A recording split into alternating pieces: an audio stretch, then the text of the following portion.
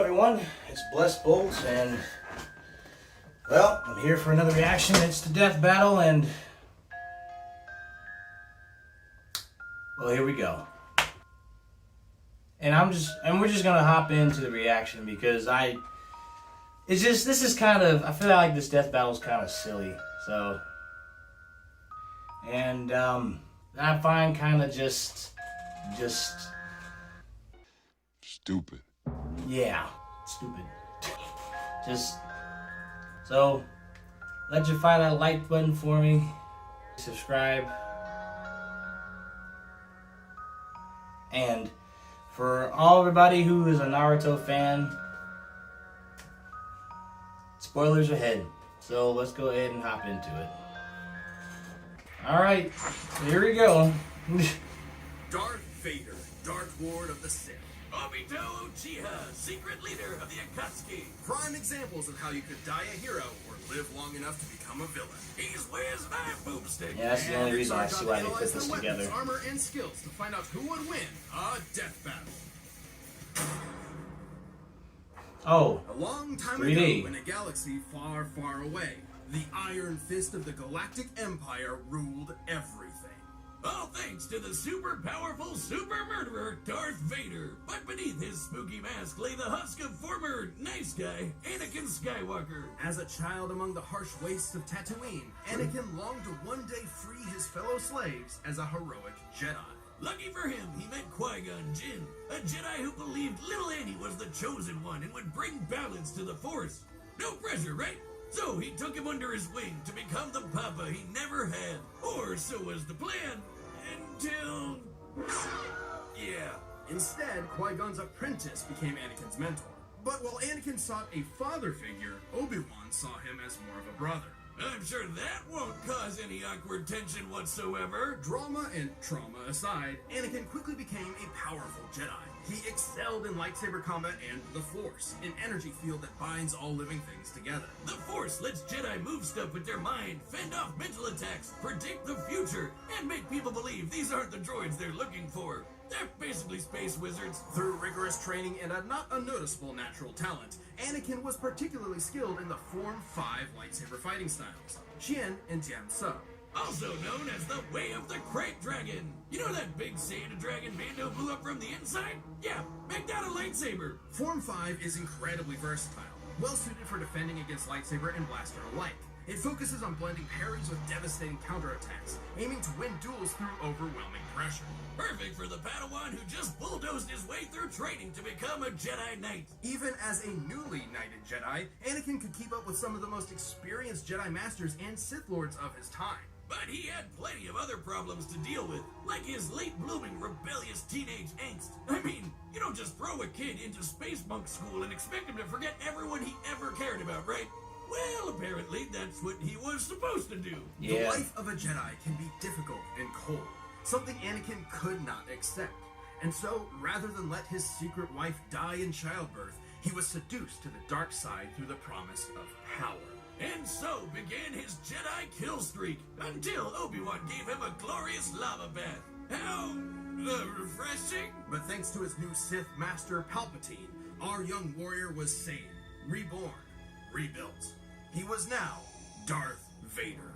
Vader is a badass. Everyone knows it, and they're terrified of him. I mean, just look at the guy. As impressive as his armor appears, you might be surprised by its quirks. See, while the Jedi view the Force as an ally, the Sith see it as a tool from which they draw power through passion and emotion. Most potently, negative emotions. Palpatine trained Vader by not only making him believe he killed his wife, but also ensuring he would never forget the monstrous machine he had become. By making the suit suck ass and piss him off. Seriously, Vader hates this suit. The armor would beep at random times just to annoy him, and the life support system was outdated from the start. Sometimes it would even turn off for several minutes. That doesn't seem good for someone with burned up lungs. And it was so heavy and clunky that he could barely walk, sometimes even resorting to moving himself with the Force. Oh man, I knew Palpy was evil, but I never knew he was there was a crossover episode with Phineas and Ferb and these issues, the Star armor Wars. fulfilled its true purpose, crafting Darth Vader into the equivalent of a slasher movie villain commanding a galactic army. Nobody wants to mess with him. Thanks to the dark side of the Force, he can make maelstroms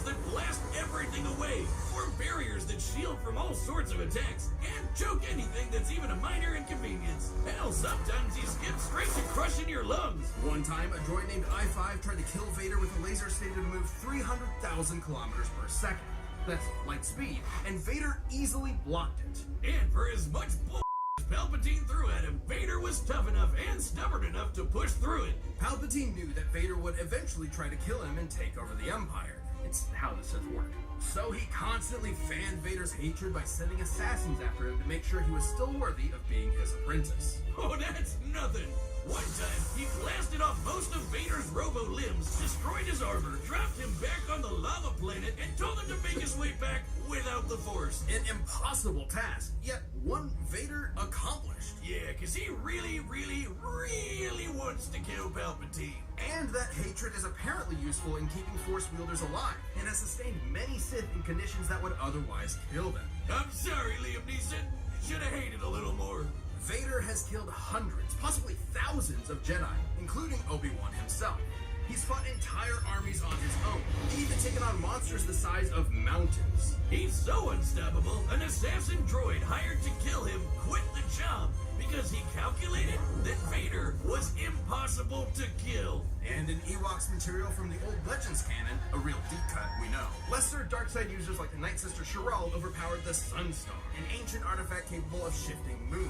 A feat which would require energy worth over 12 septillion tons of TNT. That's 24 zeros. But if you want something more recent, here's a planet blowing up while Vader was on it, and he's fine. But thanks to both his incredible... You know what? Sorry, editor. Go ahead.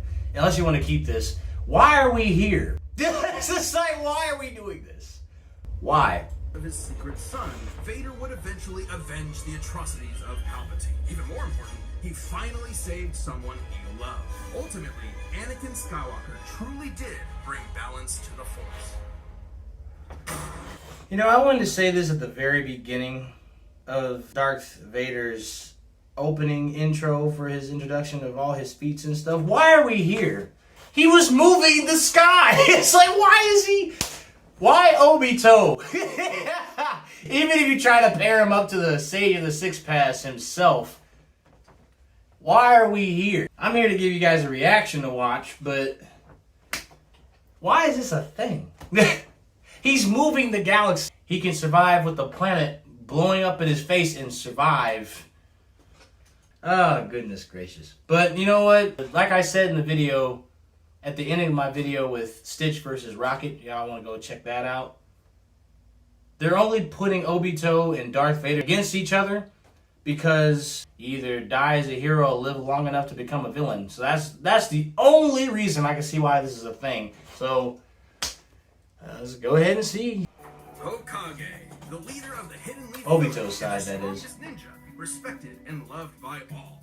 Though few have attained this title, many have strived for it. One such striver, sadly lacking in parents, wanted to both help people and be acknowledged by the rest of the village. And what better way to do that than having your face carved into a mountain? If you think I'm talking about Naruto, guess again! This is the story of Obito Uchiha!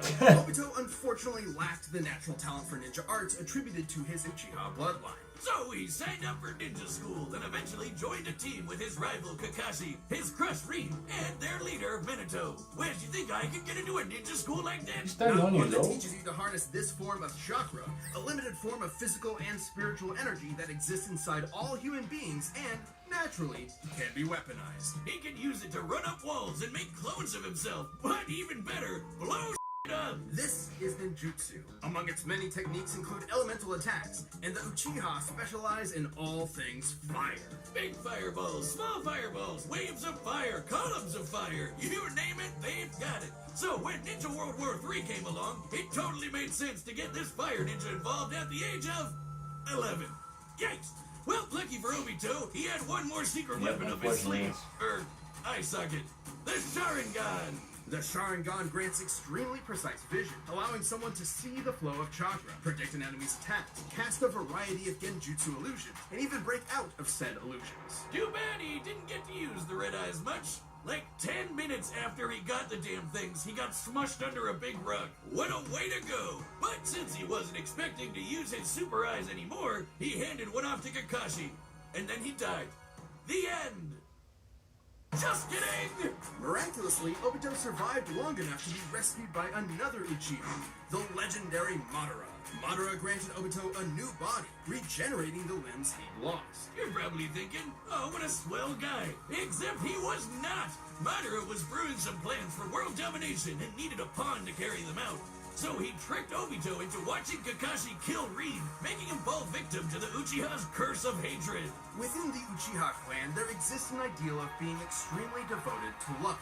It has been speculated that if a particularly powerful Uchiha loses someone important to them, that love will be replaced with an all-consuming hatred. This is how Obito awakened his Mangekyo Sharingan. Or Red Eye 2.0. The Mangekyo gave him a new jutsu called Kamui. With it, he can suck his foes into another dimension and leave them there to die. He can even hide weapons in there until he needs them, like his gun by fan. But even better, he can phase through stuff. Well, not quite. Kamui gives Obito the power to move through objects in a manner that's similar to the common phasing superpower akin to the Flash or Kitty Pryde. In reality, it's much more complex, as Obito is actually teleporting parts of his body into the Kamui dimension whenever they overlap with other matter. See, there's his body parts right there. Well, if it looks like a duck and talks like a duck, it's phasing. Hands up! Yeah! Way later on, he also got another super eye.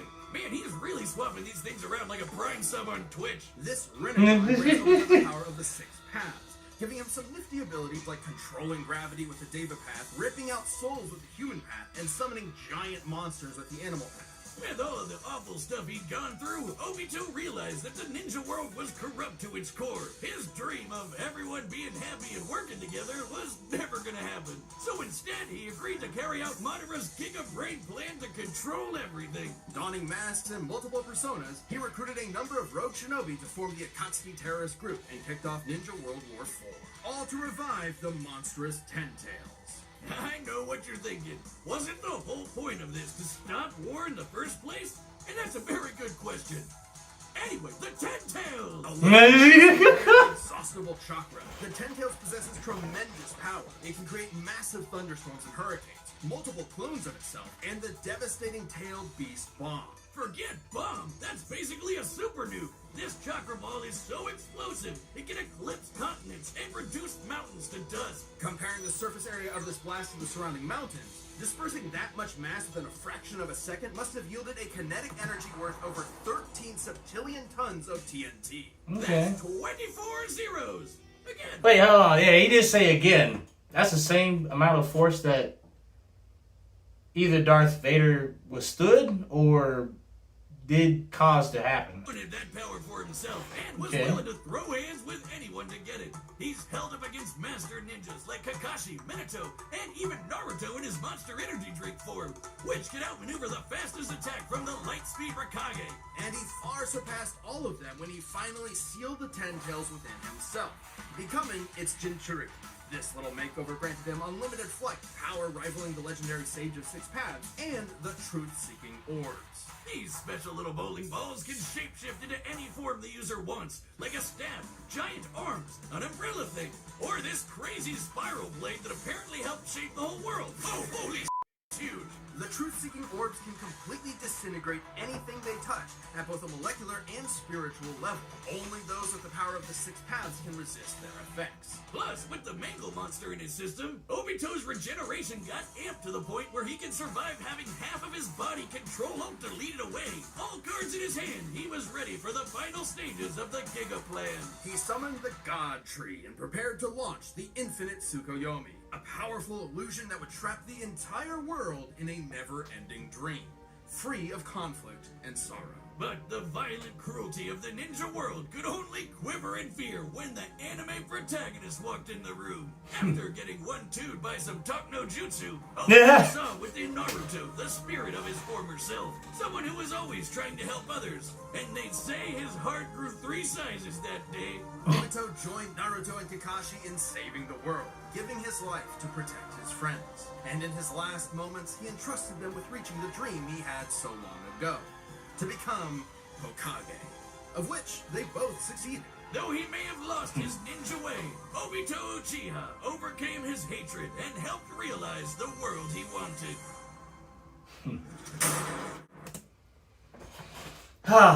Man, that was real sweet, and how they ended their tribute to Obito. That is very much true. And it's very heartfelt indeed. But despite that, Obito's gonna die. It's like... I don't mean to be like this, but for real, Obito ain't surviving. It's the ducking force. And I'll be... Because like I said in my last video, when I at the end of reacting to Stitch versus Rocket, the only thing that could kill Vader is the truth-seeking orbs. That can kill you through your body and soul. Unless Obito stabs him through the head and then... That is the only way. If he can get close, the Force can keep you away, pull you close. It's like the Renegon Sage Pass powers. So, and also, Kamui, Vader's just not going to let Obito just stay holding him and sucking him into his dimension. Pause. Well, okay, that sounded kind of weird. He's not going to put his hand on his shoulder to just... Vader's just not going to let him suck him in the eye. Pause. Okay, that didn't come out. Alright. Well, you know what I mean. He's not going to just let Obito just teleport him into his eye, and then that's it. And then he's stuck there. And plus, that's actually a dangerous move. Because like he said, Obito's body goes to a different dimension to where he could still get hit. So the Force finds weakness. And Obito is definitely susceptible to get the Force. He's not powerful enough to be just immune to the Force like he's a Kingdom Hearts character. Or like he's some OP character. So it's like, that can be just immune to the Force. Like it ain't gonna do nothing. And plus he can crush his lungs or crush his eyes. So it's like, that's multiple weaknesses that he can be susceptible when it comes to the Force. Like I said before, like what's the point of this? But it seems like just one feat that Obito and Darth Vader have, and that's either the output of what the Ten Tails can do, and what Vader can survive, or output. So I don't know. I want to be like, I'm a root for Obito. However, it's like talking about the Flash. It's saying it's the Speed Force, it's just the Force. So I don't know. I'm rooting for Obito. However, I think Darth Vader got this. If Obito does win, I will be really surprised, but we'll see. So far, who's got in the bag? Darth Vader.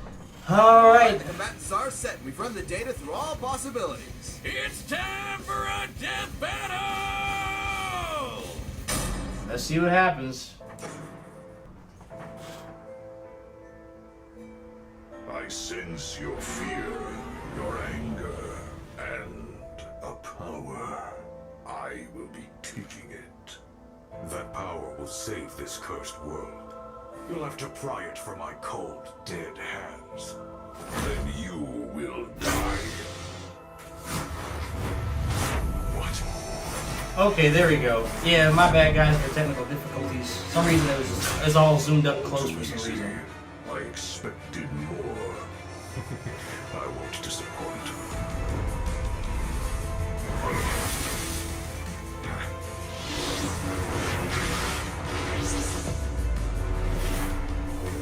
Okay. Yeah, the Kamui end just fading in the fan. Yeah, they're gonna do that.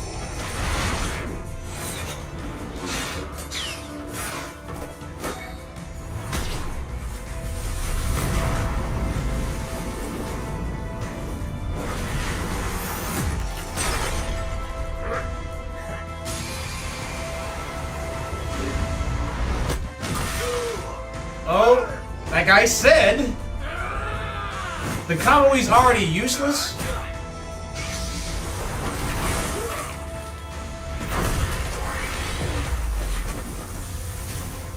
Well, You've lost your humanity as well. On the path of the dark side, it is inevitable. well.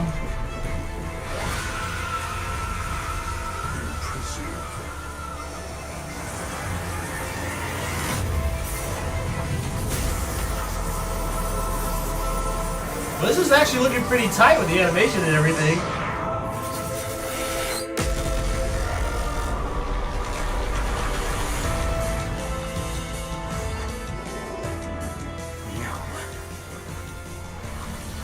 This is inevitable.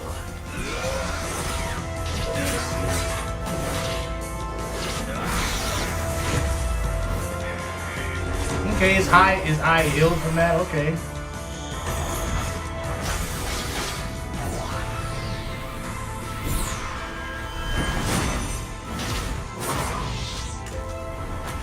Well.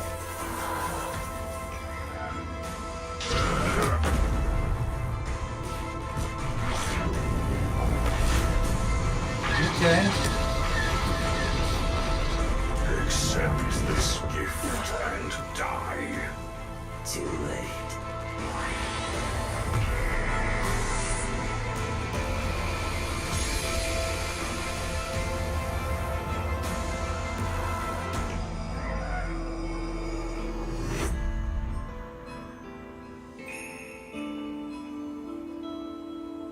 If Obito does stab him and wins this fight, I'm gonna be really surprised. You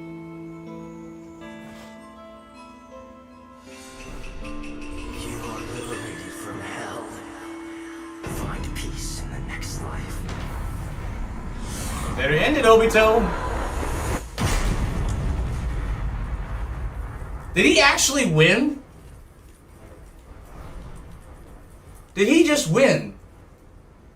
Ain't no way! Yo, hold on! Whoa, whoa, whoa, whoa, whoa, whoa, whoa. Whoa, whoa, whoa, whoa. Obito won? I thought he was gonna... Yo! Okay. You know what? I guess that was the thing I left out. If the tree works on Vader, then he's gone. Ain't... Ain't no way, boy! Ain't no way!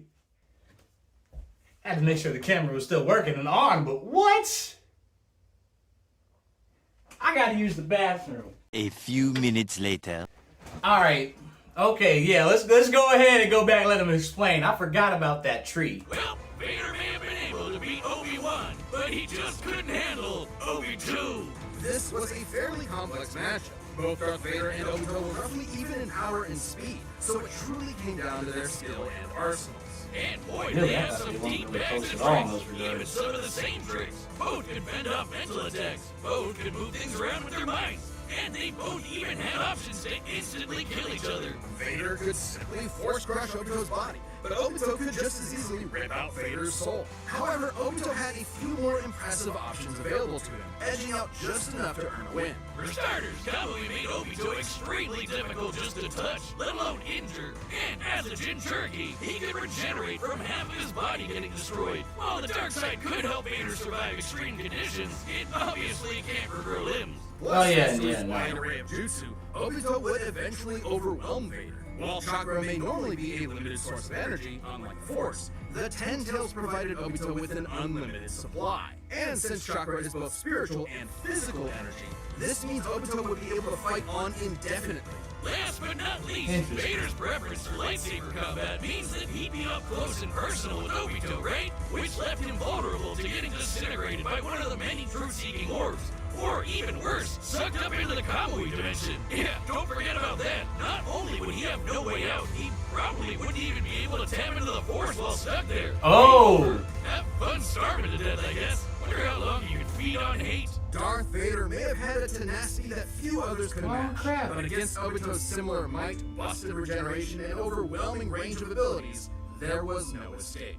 In the end, Vader's victory just wasn't meant to be. The winner is Obito Uchiha. Not bad. Okay, well, I'll be... That really... Okay. New Death Battle releasing every 2 weeks. Alright, so who's next?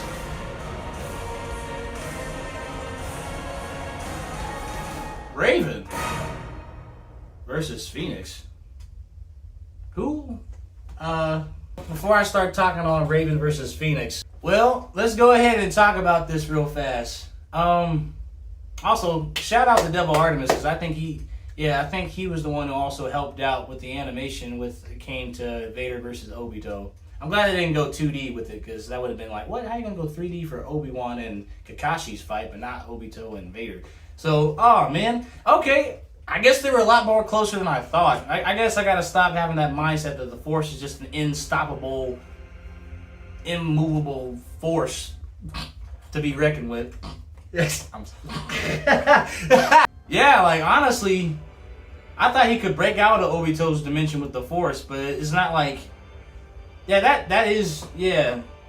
I never seen the Force actually break you out of a dimension and bring you to another. So... Yeah. Man. And I forgot about the tree. I forgot about the infinite Tsukuyomi. You can't escape from that. Vader could probably see... The Force could help, like, show Obito for a quick second. The Force probably could have helped Vader to see Obito about to make his final strike. But you can't escape that thing. The infinite Tsukuyomi happens, you're just done. It's an automatic game over. And like Obito just did to Vader, he can either kill you or use your chakra for the tree. You can't escape. That's why I was... Well, if you watched the video so far and you're a Naruto fan, that's why when Madara put up the infinite Tsukuyomi, if Sasuke was a dummy and he was like, well, we're just screwed, and didn't go down there to try to cover Naruto and Kakashi and